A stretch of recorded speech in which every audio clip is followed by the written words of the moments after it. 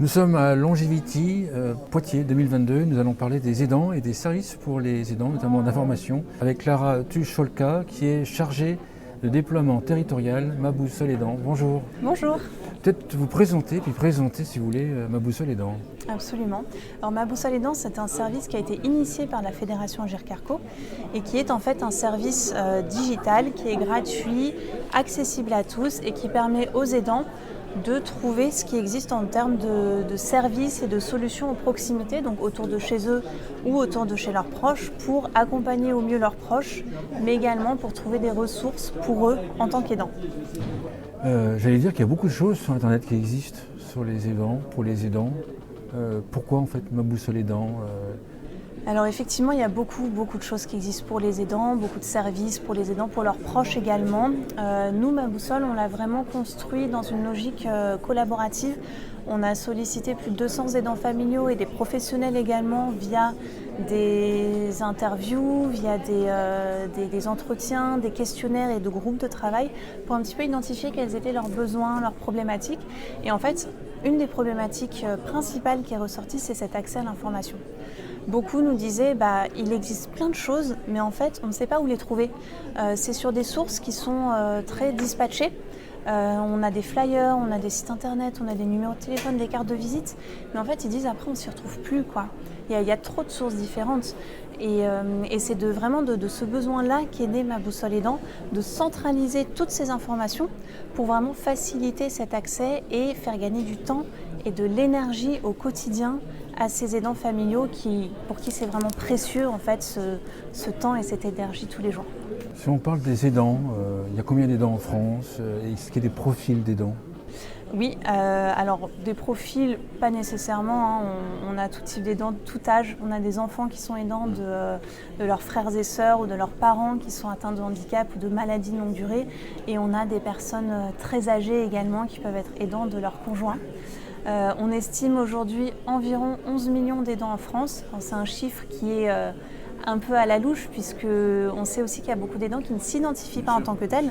Ils se disent aimants plus qu'aidants. En fait, ils trouvent ça naturel d'aider leurs proches et du coup ils ne s'identifient pas du tout en tant qu'aidants.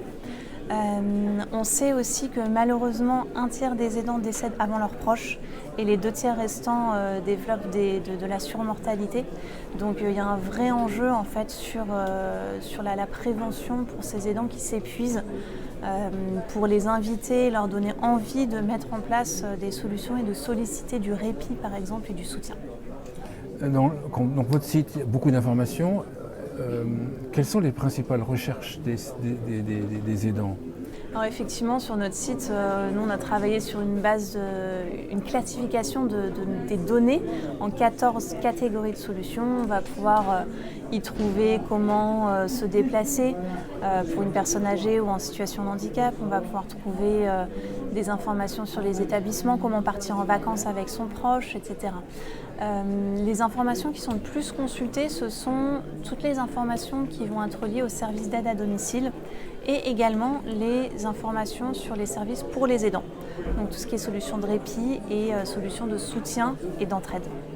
Les services à domicile, pourquoi les services à domicile? En fait, ils cherchent quoi? Ils cherchent des auxiliaires de vie, Et pourquoi venir sur un site sur les aidants pour chercher une auxiliaire de vie alors qu'il y a il y en a partout des auxiliaires de vie, entre guillemets, enfin des acteurs de maintien à domicile? Alors oui, effectivement, il y en a beaucoup. Je ne vous l'apprends pas, on est vraiment dans une politique en ce moment de maintien à domicile. Le plus longtemps, les personnes souhaitent rester à domicile. On a plus de 80% des personnes de plus de 85 ans qui souhaitent et vivent à domicile et du coup qui reposent largement sur l'accompagnement de leur aidant. Et cet aidant, il va aller chercher les informations. Donc oui, c'est vrai qu'il peut taper aide à domicile, auxiliaire de vie sur Google, mais il peut tout aussi bien aussi aller sur Ma Boussole Aidant pour trouver cette information-là.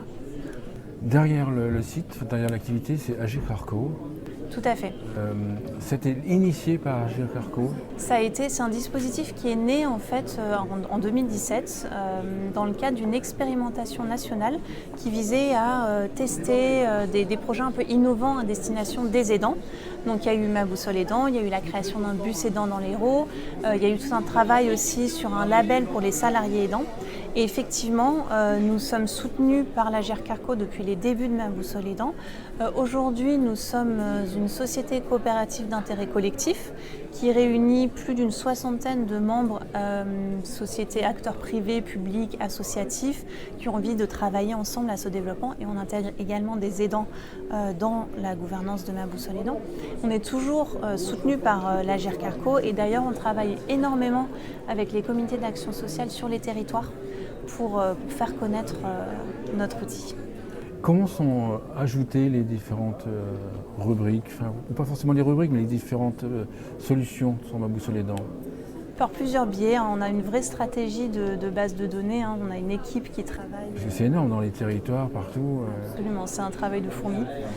Et on a vraiment une équipe qui travaille d'arrache-pied sur cette base de données. On a plusieurs étapes en fait.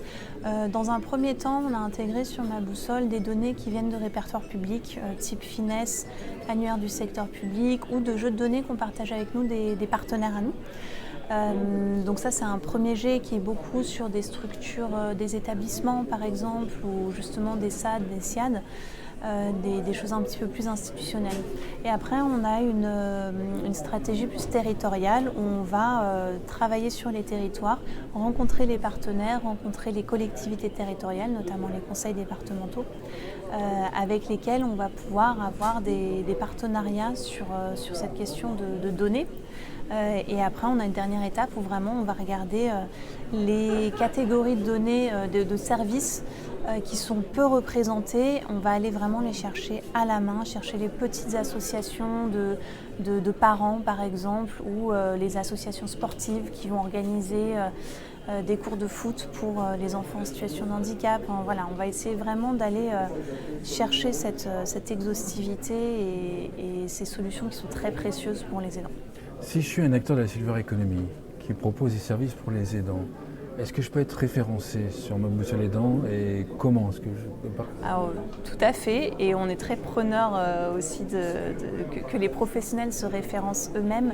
On a d'ailleurs développé un espace professionnel sur maboussole-aidant.fr qui permet aux structures de créer leur compte, de se référencer et de mettre en valeur leurs actions. Si on en revient aux aidants, moi généralement je dis souvent il y a deux phases. Il y a celui qui démarre le côté aidant, même s'il ne le sait pas, l'organisation, etc. Peut-être qu'après ça va être un peu plus simple pour lui. Puis après il y a une sorte de deuxième vague avec la durée, les difficultés dans la durée, etc. Continuer de travailler en même temps qu'on était aidant par exemple, etc. Les personnes qui vont sur un site comme le vôtre, c'est à quel moment qu'ils y vont? C'est au début ou c'est... J'essaie de comprendre quelle est la motivation d'aller sur la Boussole Aidante. C'est que je suis fatigué, je veux des renseignements, ou c'est non, je cherche à organiser, hop, je peux tout organiser avec Ma Boussole Aidante. Alors c'est à tout moment en fait, on n'a pas encore suffisamment de recul pour avoir des données très précises là-dessus. D'autant plus qu'on ne récolte pas de données personnelles en fait, on a juste les clics sur les statistiques sur les clics sur nos solutions. Mais selon ce qui est sollicité à peu près à tout moment. Après c'est vrai qu'il y a un enjeu aussi pour que les aidants viennent le plus tôt possible sur Ma Boussole pour ensuite mettre en place tout le parcours et mobiliser les services. Donc il y a un petit peu cette notion de prévention aussi sur Ma Boussole, notamment puisque beaucoup de personnes vont venir sur le site parce qu'ils cherchent une info pour leurs proches. Ils ont identifié un problème, ils cherchent une réponse à une problématique identifiée et immédiate. Et en fait, ils vont ensuite de fil en aiguille découvrir ce qui existe sur Ma Boussole, puisque certes, on a ce côté base de données et référencement des structures, on a aussi un onglet témoignages avec des témoignages d'aidants et d'experts qui correspondent à différentes thématiques de la vie du duo aidant-aidé et qui vont permettre aux lecteurs de s'identifier, de pouvoir se dire « Ah tiens, telle personne a un parcours un petit peu similaire au mien, elle a mis en place tel service, peut-être que je peux me renseigner, voir ce qui existe autour de chez moi pour aussi mettre en place quelque chose ». Et on a également une rubrique sur les aides financières où on aide les personnes à décrypter les différentes aides financières qui existent. Dans la rubrique tout à l'heure, vous parliez de ce qui était demandé, c'était les services et les aides aux aidants. Dans les aides aux aidants, quelles sont les aides les plus demandées? J'ai pas cette info précise. Ce qu'on référence, nous, ce sera tous les cafés des aidants, par exemple, les associations qui portent des formations pour les aidants. Je pense à France Alzheimer, par exemple, qui organise beaucoup de moments de convivialité et de formation sur les gestes aussi d'accompagnement du proche. On référence de l'entraide et du soutien psychologique aussi. On référence les plateformes de répit, évidemment, les clics. Mais je ne sais pas quelles sont celles qui sont le plus consultées dedans. Donc sur votre site, en fait, donc c'est un annuaire. Pour l'instant, c'est anonyme. Enfin, les gens vont sur le site, c'est des clics, comme vous disiez. Oui. Donc c'est en fait les aidants. Il y a un forum. Les aidants peuvent se rencontrer ou c'est pas encore le... Non, c'est pas encore le cas. Non, aujourd'hui, c'est vraiment un site d'information. On est en train de travailler sur le développement d'un compte aidant pour que les personnes qui le souhaitent, évidemment, puissent créer un compte et mettre par exemple certaines solutions en favoris si elles veulent les retrouver encore plus facilement. Aujourd'hui, il n'y a pas cette dimension d'entraide que certains de nos partenaires font très bien. D'ailleurs, je pense à la Compagnie des aidants qui, elle, a ce réseau d'entraide. Nous, on n'a pas pour objectif de remplacer ce qui existe, mais vraiment de faire en complémentarité. Donc là, c'est vraiment un outil qui vient en complémentarité de cette entraide mise en relation entre aidants. Dans 5 ans, ma boussole aidant, c'est quoi? Dans 5 ans, ma boussole aidant est partout. Dans 5 ans, nous, notre ambition, c'est de devenir un outil de bien commun au service de l'intérêt général. Ce qu'on aimerait, c'est devenir vraiment la source de référence pour les aidants qui cherchent une information, qu'on soit suffisamment connu, qu'on ait suffisamment de données sur l'ensemble du territoire français métropolitain et outre-mer, pour que vraiment l'aidant qui cherche une information sache qu'il puisse venir sur ma boussole aidant pour trouver cette information. Pour y arriver, ça demande de la communication, ça demande de se faire connaître. Comment est-ce qu'on communique à destination des aidants? Comment est-ce qu'on arrive à les fédérer, les attirer? C'est pas facile parce qu'il y en a partout, il y a des informations partout. Les aidants sont diffus. Comment est-ce qu'on arrive à... Vaste sujet, effectivement, d'autant plus que, comme on l'a dit, on a beaucoup qui ne se reconnaissent pas en tant qu'aidants. Nous, aujourd'hui, on n'a pas encore communiqué à grande échelle et auprès du grand public. C'est quelque chose qu'on prépare pour les prochains mois. Et il y a vraiment une stratégie de communication grand public, donc à la fois sur du digital, sur les réseaux sociaux, sur peut-être des journaux digitaux, mais aussi sur du papier avec de l'affichage, avec des encarts peut-être dans des revues. Tout ça, c'est en train de se mettre en place encore. Alors, toujours la même logique. Dans le site tel qu'il est présenté, est-ce que vous, entre guillemets, pas relativisez, mais déculpabilisez le rôle de l'aidant? Est-ce que vous entrez dans ce type de communication? C'est en fait un aidant pourrait dire voilà, je me sens pas capable, ou je suis fatigué, je le culpabilise parce que je suis fatigué.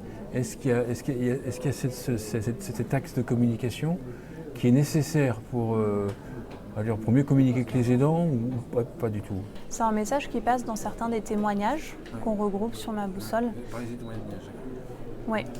Et de fil en aiguille aussi, le fait de leur montrer qu'il existe des solutions de répit, par exemple. Je pense, oui, particulièrement au répit, le fait qu'il existe des solutions pour que l'aidant puisse prendre un petit peu de temps et souffler, ça a aussi cette dimension de déculpabilisation, comme vous dites. Ouais. Et dernière question pour moi, avant la conclusion, le fait d'être Agicarco, ça rassure les aidants? Ça a quel effet d'être... Pour moi, si je connais Agicarco, ça serait une image de neutralité, d'objectivité, de complet, un site complet. Est-ce que les aidants ont cet aspect-là, connaissent Agicarco? Ils connaissent, tout le monde connaît l'Agicarco. Et oui, effectivement, ça nous apporte une vraie légitimité aussi, puisque c'est une institution très connue en France, qui gère beaucoup de projets de retraite et je ne sais plus les chiffres exacts, mais plus de 90% des travailleurs français dépendent de la GER-Carco. Donc effectivement, ça nous apporte un soutien opérationnel et financier et une légitimité vraiment. Une conclusion à l'émission? Merci pour ça. Je suis ravie de pouvoir présenter ma boussole aidant. Donc je rappelle peut-être le site qui est www.maboussoleaidant avec aidant au pluriel.fr, qui est entièrement gratuit, accessible à tous, gratuit également aux professionnels qui souhaitent se référencer. Donc n'hésitez pas à nous contacter si vous avez la moindre question. Super, merci beaucoup. Merci.